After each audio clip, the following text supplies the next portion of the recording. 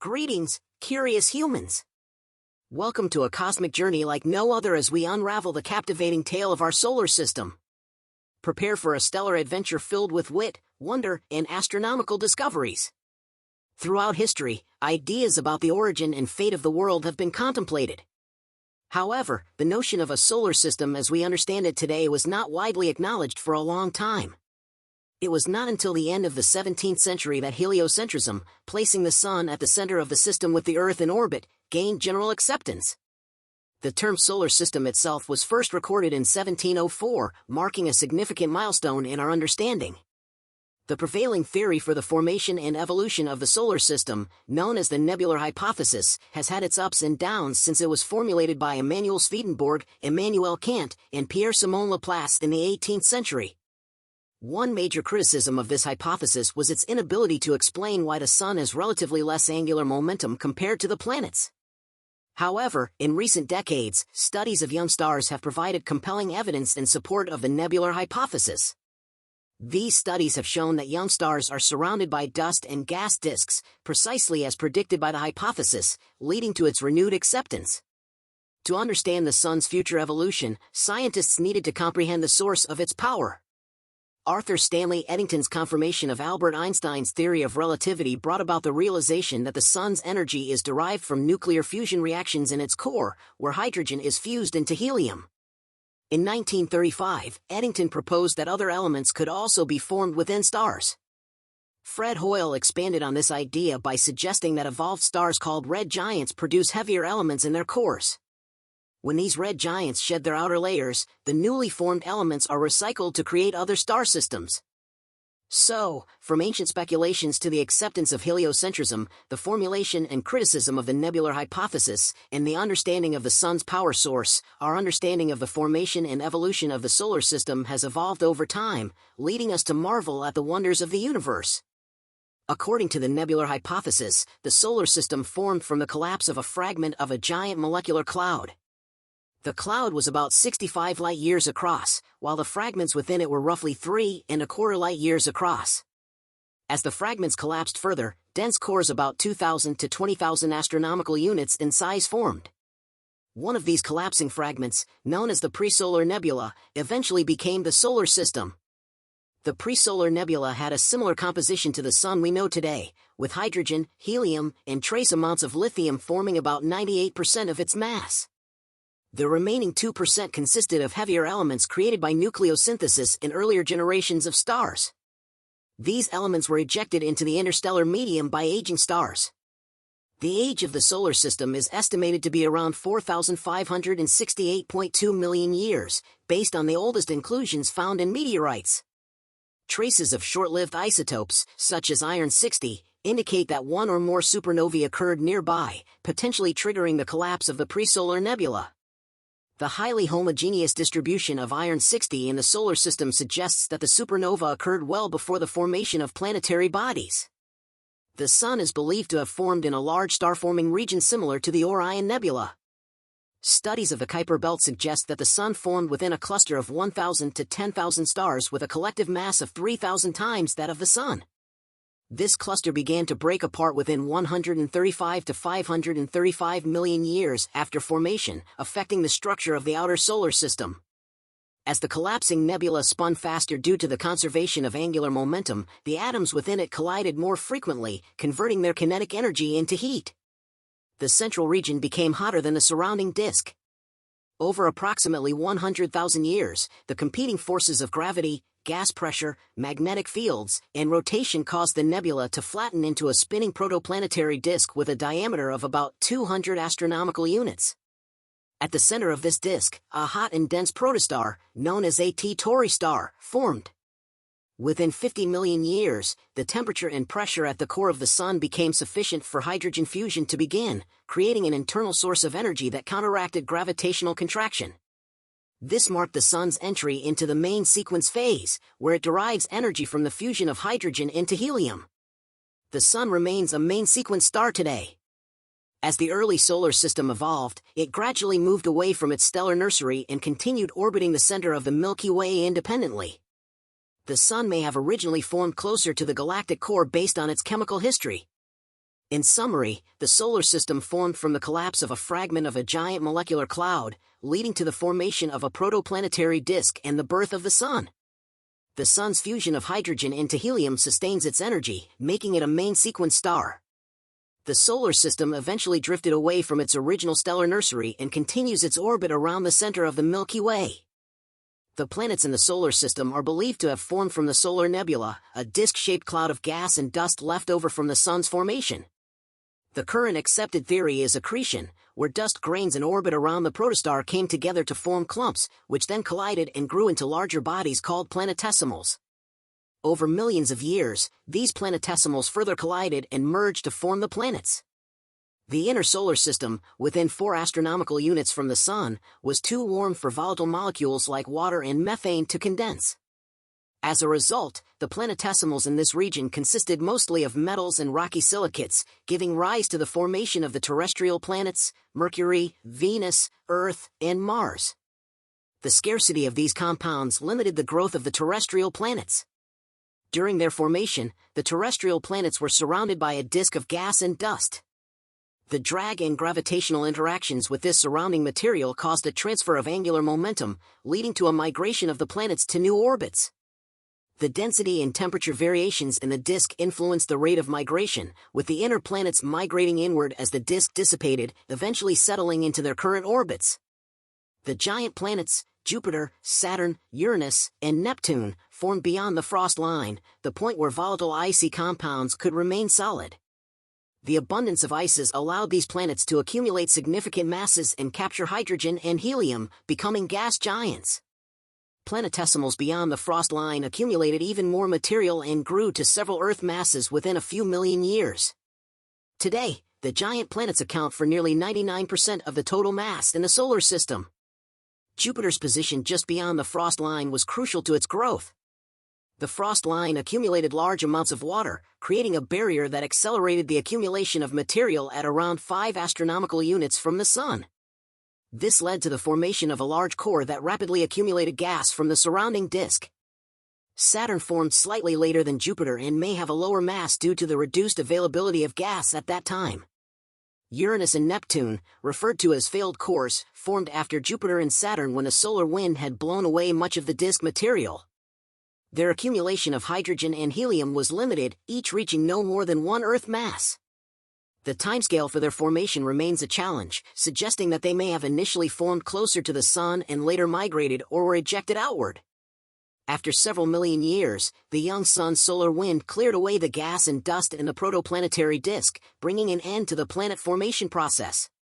In summary, the planets in the solar system formed through accretion from the solar nebula. The terrestrial planets formed closer to the Sun from rocky material, while the gas giants formed beyond the frost line from a combination of ices and gas accumulation. The migration of planets and the influence of the solar wind played significant roles in shaping the final configuration of the solar system. At the end of the planetary formation epoch, there were approximately 50 to 100 protoplanets ranging in size from the Moon to Mars in the inner solar system.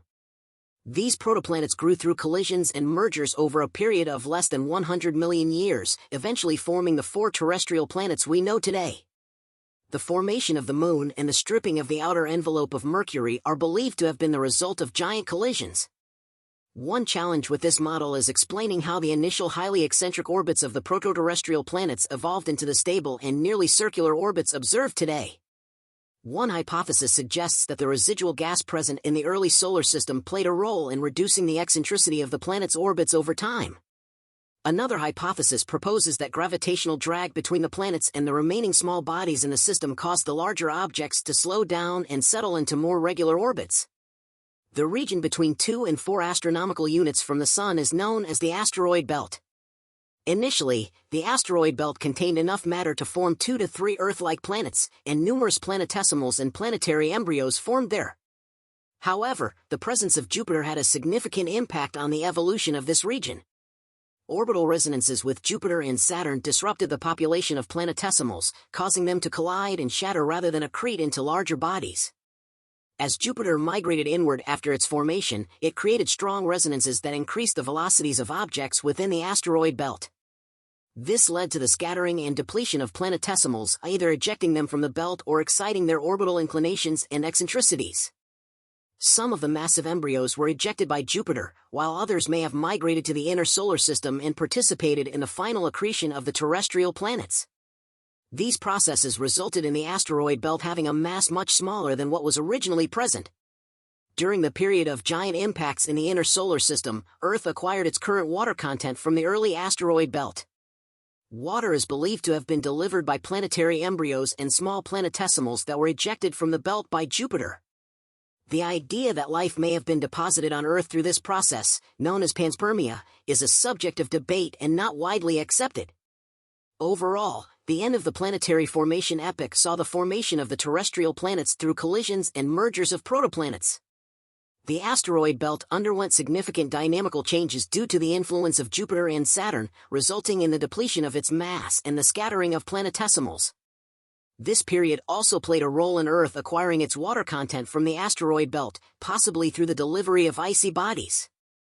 According to the nebular hypothesis, the formation of Uranus and Neptune in their current positions is considered highly implausible due to the reduced density of the solar nebula and longer orbital times in that region. It is believed that they actually formed closer to Jupiter and Saturn, where there was more material available, and then migrated outward to their present locations over hundreds of millions of years. This migration of the outer planets is necessary to explain the characteristics of the solar system's outer regions, including the Kuiper belt, scattered disk, and Oort cloud. The Kuiper belt, located between 30 and 55 astronomical units from the Sun, was originally denser and closer to the Sun, with its inner edge beyond the orbits of Uranus and Neptune. These two planets are thought to have formed closer to the Sun, likely in the range of 15 to 20 astronomical units, and simulations suggest that they may have ended up in opposite locations, with Uranus farther from the Sun than Neptune. According to the NICE model, the giant planets' orbits continued to change slowly after the solar system's formation due to their interaction with numerous remaining planetesimals. About 4 billion years ago, Jupiter and Saturn entered a 2-to-1 resonance, with Saturn orbiting the Sun once for every 2 Jupiter orbits. This resonance caused gravitational interactions that led to Neptune surpassing Uranus and encountering the ancient Kuiper belt. The planets scattered the majority of the small icy bodies inward while themselves moving outward. This process continued as the planetesimals interacted with each planet, moving the planets outward and the planetesimals inward. Eventually, Jupiter's immense gravity sent some planetesimals into highly elliptical orbits or ejected them from the solar system, causing Jupiter to move slightly inward. These scattered objects formed the Oort cloud and the current Kuiper belt and scattered disk. Some objects became gravitationally tied to Neptune's orbit, resulting in mean motion resonances. Eventually, friction within the planetesimal disk caused Uranus and Neptune's orbits to become near circular again. In contrast, the inner planets, such as Earth and Mars, are believed to have remained relatively stable in their orbits without significant migration since the period of giant impacts. Regarding the small size of Mars compared to Earth, a study proposes the Grand Tack hypothesis, suggesting that Jupiter migrated inward to 1.5 astronomical units and then migrated back to its current position along with Saturn, establishing a 2 to 3 mean motion resonance. This migration scenario explains the smaller mass of Mars, as Jupiter would have consumed much of the material that could have contributed to a larger Mars. However, the feasibility of Jupiter and Saturn moving back to their current positions is uncertain, and alternative explanations for Mars' small mass exist. Overall, the formation and migration of Uranus, Neptune, and the outer planets, as well as the smaller size of Mars, are complex topics that involve various hypotheses and ongoing research to better understand the dynamics of the early solar system. The migration of the outer planets in the early solar system caused gravitational disruptions that sent a significant number of asteroids into the inner solar system. This event, known as the Late Heavy Bombardment, occurred approximately 4 billion years ago, several hundred million years after the solar system's formation. The bombardment lasted for several hundred million years and is evident in the cratering observed on the Moon and Mercury. Impacts from asteroids and comets are considered a regular occurrence in the solar system's evolution. Examples include the collision of Comet Shoemaker-Levy 9 with Jupiter in 1994, the 2009 Jupiter impact event, the Tunguska event, the Chelyabinsk meteor, and the impact that created Meteor Crater in Arizona. The process of accretion, the formation of larger bodies from smaller objects, is still ongoing, and impacts can still pose a threat to life on Earth. Over time, comets were ejected from the inner solar system by the gravitational influence of the giant planets, eventually forming the Oort cloud, a distant spherical swarm of cometary nuclei. However, various factors such as galactic tides, passing stars, and giant molecular clouds began to deplete the Oort cloud, causing comets to enter the inner solar system. This process took approximately 800 million years.